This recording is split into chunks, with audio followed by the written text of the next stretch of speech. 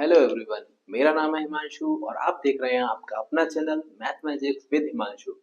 कल के क्लास में हमने ट्रायंगल्स को कवर किया था और आज की क्लास में हम क्वाड्रिलेटरल कवर करने वाले हैं।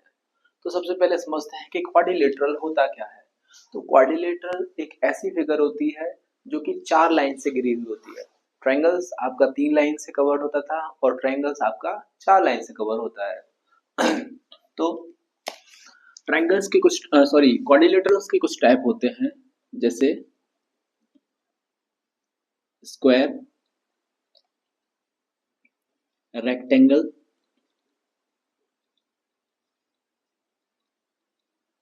रोम्बस,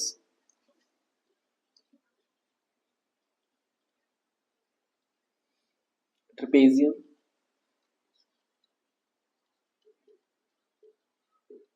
पैरेललोग्राम,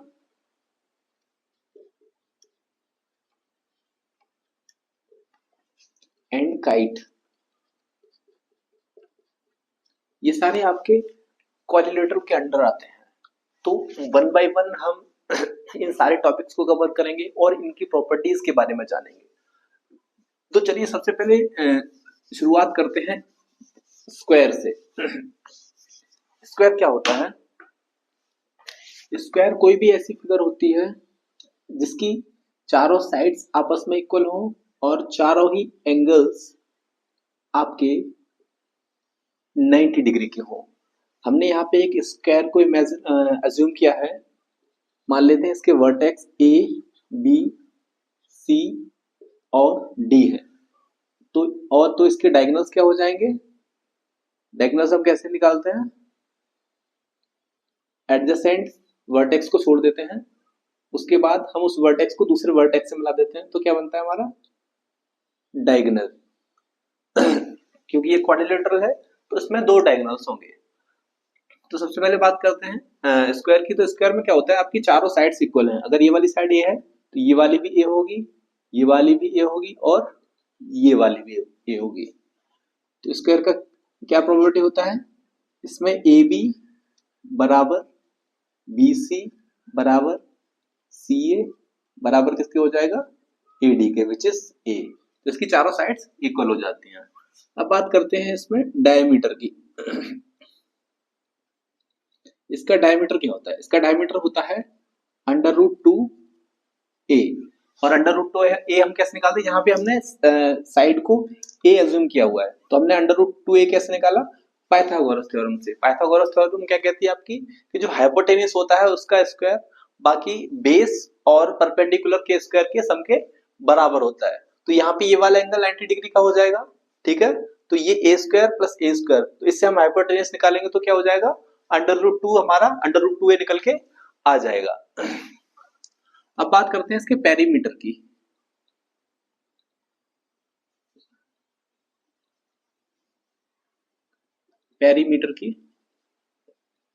पेरीमीटर क्या होता है?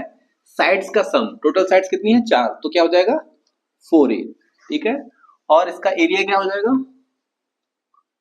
जैसा कि आप लोगों को पता है स्क्वायर का एरिया साइड स्क्वायर हो जाएगा, जो कि ए स्क्वायर दे रखा है। तो ये आपकी हो जाती है स्क्वायर्स की प्रॉपर्टी, ठीक है। अब हम बात करेंगे रोम्बस की, ठीक है। तो स्क्वायर बेसिकली क्या होता है आपका? एक तरह का रोम्बस ही होता है। तो हम अज्यूम करेंगे यहाँ पे ये हमारा कोई स्क्वायर है। स्क्वायर एक तरह का रोम्बस होता है, लेकिन इसकी कुछ प्रॉपर्टीज जो है वो स्क्वायर से डिफरेंट होती हैं। जैसे ये मान लो ए बी सी डी, ये स्क्वायर है। अब हम क्या करते हैं, हम इसकी साइड एडी को और बीसी को थोड़ा सा टिल्ट कर देते हैं, यानी कि थोड़ा सा झुका देते हैं। तो मान लो हमने क्या किया, इस डी पॉइंट को यहां पे ले आए और ये डी डैश हो गया, और सी पॉइंट को हम यहां पे ले आए, ये हो गया सी डैश। और हम ए को डी डैश से मिलाते हैं और सी डैश को बी से मिलाते हैं, ठीक है। तो मिलाने पे क्या हमको मिला? हमको एक और क्वाड्रिलेटरल मिला। क्या मिला? A B C dash D dash, एक और क्वाड्रिलेटरल मिला। तो ये जो क्वाड्रिलेटरल आपका बनेगा वो कहलाएगा रोम्बस। क्यों कहलाएगा? क्योंकि इसकी चारों साइड्स जो होंगी वो आपस में बराबर होंगी। रोम्बस की चारों साइड क्या होती है? आपस में बराबर होती है, लेकिन चारों एंगल्स इसके आपस में बराबर नहीं होते हैं। ठीक है, क्योंकि जब हम एडी साइड को टिल्ट करेंगे तो ये वाला जो एंगल है वो 90 डिग्री से थोड़ा कम हो जाएगा और ये वाला जो एंगल है वो 90 डिग्री से थोड़ा बढ़ जाएगा। कैसे बढ़ेगा? तो आइए जानते हैं। तो इसका सबसे पहले हम बात करते हैं इसके पेरीमीटर की। इसका पेरीमीटर क्या हो जाएगा? क्योंकि इसकी सारी साइड है जो आपस में बराबर है, ये भी ये है, ये भी ये है, ये वाली भी ये हो जाएगी और ये वाली भी हो जाएगी। तो इसका पेरीमीटर हो जाएगा 4a। ठीक है, एक काम करते हैं, हम एक अच्छा सा रोम्बस ड्रॉ कर लेते हैं जिससे कि हमको फिगर समझने में जरा सी भी प्रॉब्लम ना आए। ठीक है,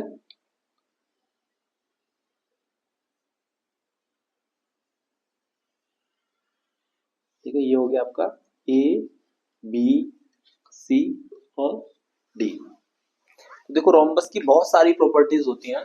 तो सबसे पहले हमने पेरीमीटर, क्योंकि ये ए है, ये भी ए हो जाएगा, ये भी ए हो जाएगा और ये भी हो जाएगा। ठीक है, मान लेते हैं इसका जो डायगोनल है वो ये वाला डायगोनल D1 है और ये वाला जो डायगोनल है वो D2 है। ठीक है, ये वाला डायगोनल। तो इसका पेरीमीटर 4 हुआ तो एरिया हो जाएगा इसका 1/2 इंटू D1 इंटू D2 और या इसकी जगह क्या हो जाएगा? Base into height. ठीक है, तो हाइट क्या रहेगी? यहां से अगर हम कोई एल्टीट्यूड इसका ड्रॉ कर देते हैं या परपेंडिकुलर ड्रॉ कर देते हैं इस साइड पे, तो वो क्या हो जाएगी? इसकी हाइट हो जाएगी। तो बेस क्या हो जाएगा? ए हो जाएगा और हाइट की क्या हो जाएगी? कुछ भी मान लेते हैं, जैसे फॉर एग्जांपल इसकी हाइट जो है वो h है। ठीक है, तो इसका एरिया क्या हो जाएगा? बेस क्या है आपका a और हाइट कितनी है? h, तो h हो जाएगा। ठीक है, इसका ये एरिया निकल के आ जाएगा। तो ये हमारा रहा कोऑर्डिनेटर के फॉर्मूले। अब इनकी और प्रॉपर्टीज की बात करते हैं। कोऑर्डिनेटर में क्या होता है आपका? जो डायगोनल होता है वो क्या होता है? एंगल बाइसेक्टर होता है। ठीक है, तो इसका ये वाला डायगोनल जो होगा, ये वाला या ये वाला, कोई भी डायगोनल आप अज्यूम कर सकते हैं, तो वो एंगल को बाइसेक्ट करेगा। फॉर एग्जांपल अगर डी ए बी की वैल्यू हम अज्यूम करते हैं कि एंगल डी ए बी की वैल्यू कितनी है? 80 डिग्री है। ठीक है, तो ये वाला जो एंगल होगा डी ए सी वो क्या हो जाएगा? इस पूरे एंगल के हाफ हो जाएगा। तो एंगल डी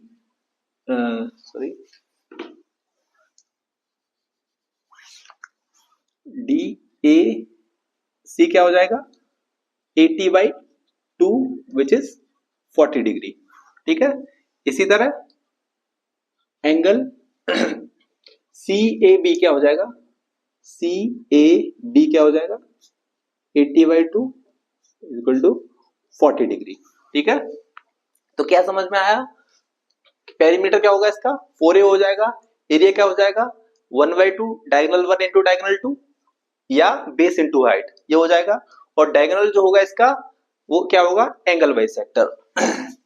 ठीक, आइए इसकी और प्रॉपर्टीज देखते हैं।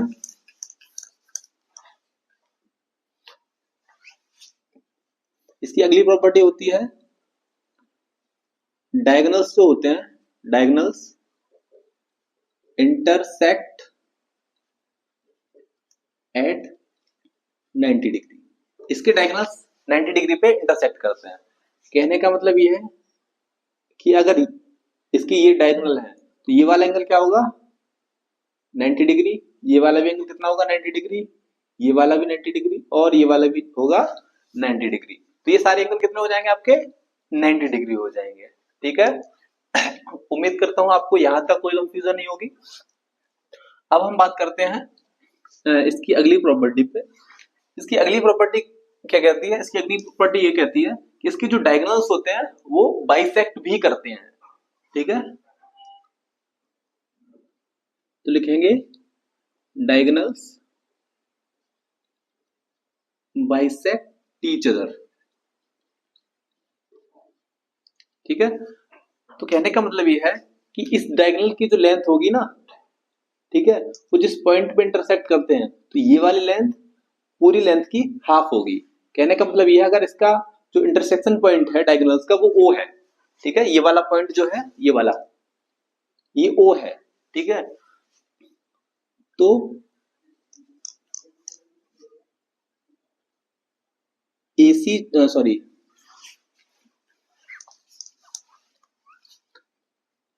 एओ बराबर होगा किसके? ओसी बराबर के हाफ एसी के। यानी कि जो एओ है वो बराबर होगा किसके? ओसी के, और इसकी लेंथ कितनी होगी? AC by 2। ठीक है, and same with other diagonal. Other diagonal क्या हो जाएगा? डीओ बराबर किसके हो जाएगा? ओ बी बराबर किसके हो जाएगा?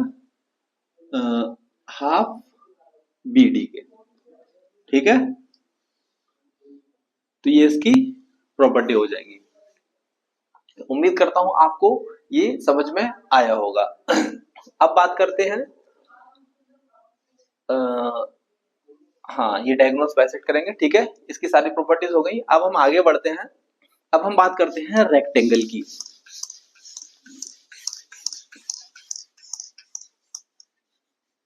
ठीक है, स्क्वायर के बाद हमने रोम्बस इसलिए डिस्कस किया क्योंकि जो रोम्बस होता है वो आपका स्क्वायर से ही बनता है। ठीक है, तो इसलिए अब हम बात करेंगे रेक्टेंगल की।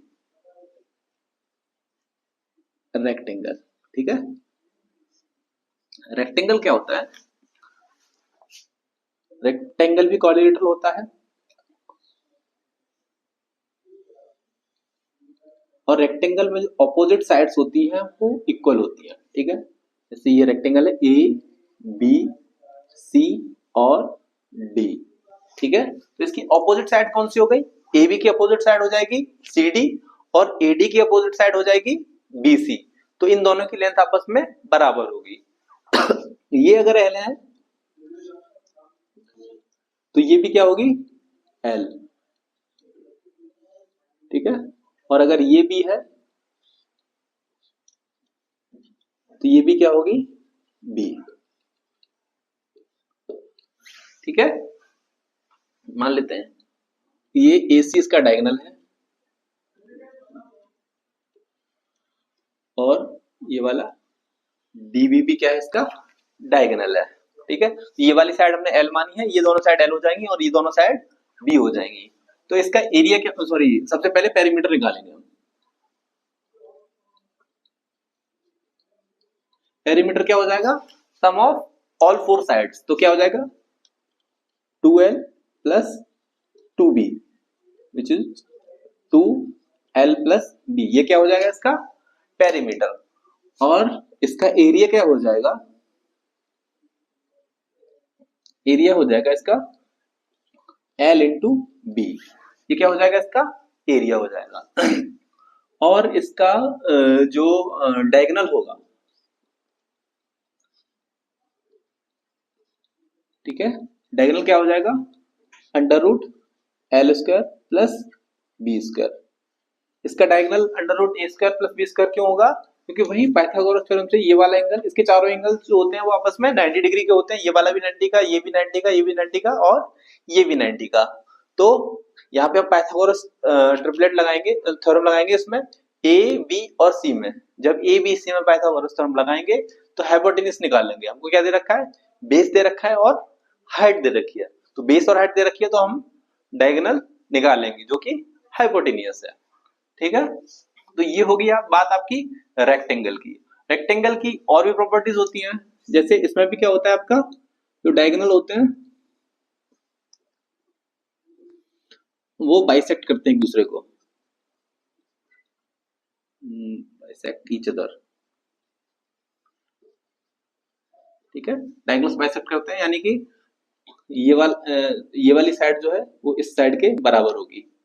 अगर ये ओ पे बाइसेक्ट कर रहे हैं तो क्या हो जाएगा, ईओ बराबर किसके हो जाएगा, ओ सी के, और बीओ किसके बराबर हो जाएगा, ओडी के, ठीक है।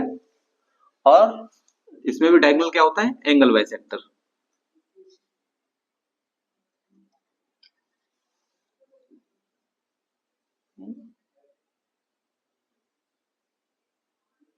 सॉरी सॉरी सॉरी, नहीं नहीं ये नहीं होता, ठीक है। ये रेक्टेंगल की प्रॉपर्टी होती है। अब हम बात करते हैं पैरेललोग्राम की।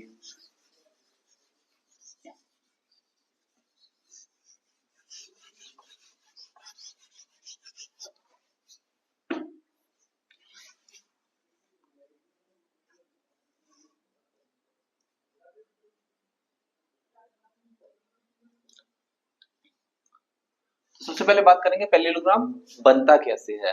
तो पैरेललोग्राम कैसे बनता है, जिस तरह से रोम्बस स्क्वायर से बनता है, उसी तरह से पैरेललोग्राम जो होता है वो रेक्टेंगल से बनता है। तो जब हम रेक्टेंगल को थोड़ा सा टिल्ट कर देते हैं, जैसे ये रेक्टेंगल है, ठीक है, और इसको हम इसका साइड्स का नाम ए बी सी डी दे देते हैं, इसका वर्टेक्स का नाम, और वर्टेक्स को हम थोड़ा सा टिल्ट कर देते हैं, जैसे ये पॉइंट आपका डी डैश हो गया और ये वाला पॉइंट सी डैश हो गया, ठीक है। तो यहाँ पे ये क्या हो जाएगा, A B C dash D dash क्या हो जाएगा, आपका रेक्टेंगल हो जाएगा, ठीक है। तो हम क्या करते हैं, एक रेक्टेंगल की सॉरी रेक्टेंगल ही पैरेललोग्राम हो जाएगा। हम पैरेललोग्राम की एक फ्रेश फिगर बनाते हैं, ठीक है। A B C and D, ये क्या है आपका पैरेललोग्राम। पैरेललोग्राम इसके हम डायगोनल्स भी ड्रॉ कर लेते हैं,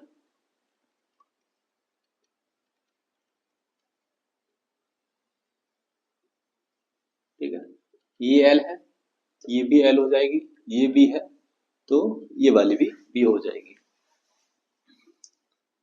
मान लेते हैं ये वाला एंगल 1 है और ये वाला एंगल 2 है, ये वाला एंगल 3 है और ये वाला एंगल 4 है, ठीक है।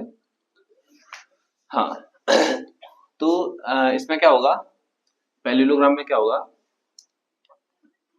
इसका वही पेरीमीटर क्या हो जाएगा,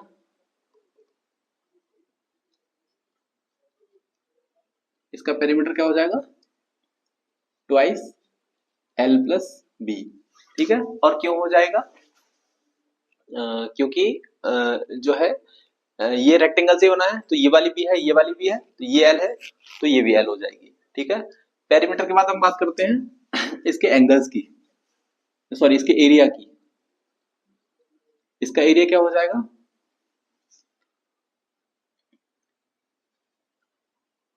जैसे मान लेते हैं इसमें ये जो ट्राइंगल ए सी डी है, इसकी हाइट जो है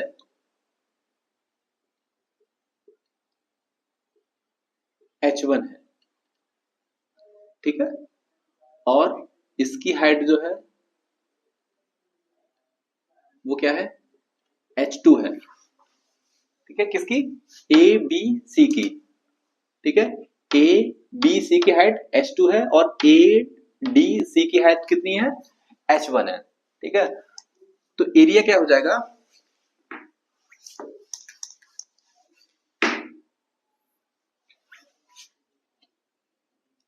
area of parallelogram A B C D क्या हो जाएगा एरिया इसका,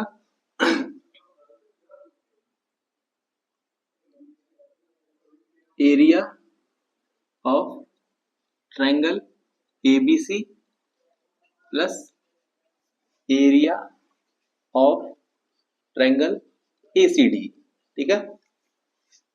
एबीसी का एरिया क्या हो जाएगा, हम इसको AC को यहाँ पे बेस कंसीडर करके हम ट्राइंगल के जनरल फॉर्मूला से हम यहाँ पे ABC का फॉर्मूला एरिया निकालेंगे। तो ABC का एरिया क्या हो जाएगा 1/2 इंटू बेस कितना है इसका AC, ठीक है, इस हमने डायगोनल को बेस माना है, into H2 plus 1/2 AC into H1, ठीक है, ये हो जाएगा 1/2 AC H1 प्लस H2, ये क्या हो जाएगा इसका एरिया हो जाएगा, ठीक है। चलिए हम इसको रब कर दे रहे हैं।